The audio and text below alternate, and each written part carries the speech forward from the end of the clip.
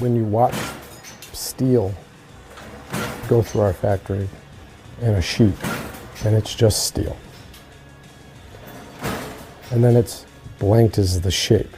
It's just a shape. But as soon as it's stamped, K-bar on one side, USMC on the other with the blood groove in it, it's not just steel anymore. At that point, there is a birthing that happens. And as it moves then along the rest of the processes, when you talk to the people that actually make this, they believe the exact same thing, that we have an obligation to have this object come to light, to come to serve. That every K-bar, no matter what it does, it is born to serve. And that's its job. The K-bar became the legacy that it is today in the hands of young soldiers, specifically Marines, but not exclusively Marines, in World War II. And these young men and women doing what they did at a time when they did not know that they were going to come home.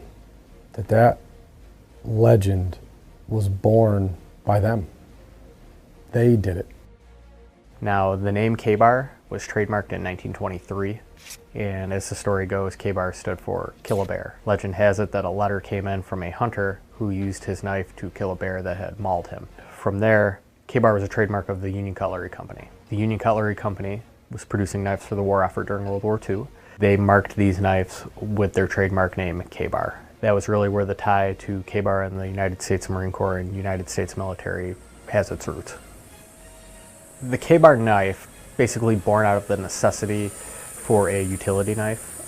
The trench knives of World War I weren't really going to cut it for the battlefields of World War II any longer. Those were ultimately just fighting knives.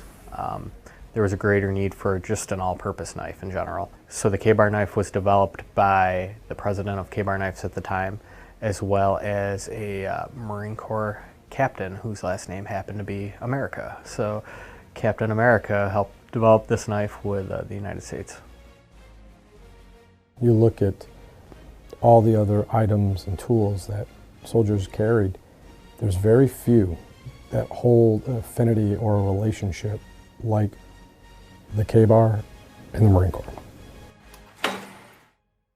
Cujo 2-1, this is Vulture. Brief. We are in contact with Stalker 2, a Marine recon platoon north of the MSR. They blasted 3 T-72s in the area.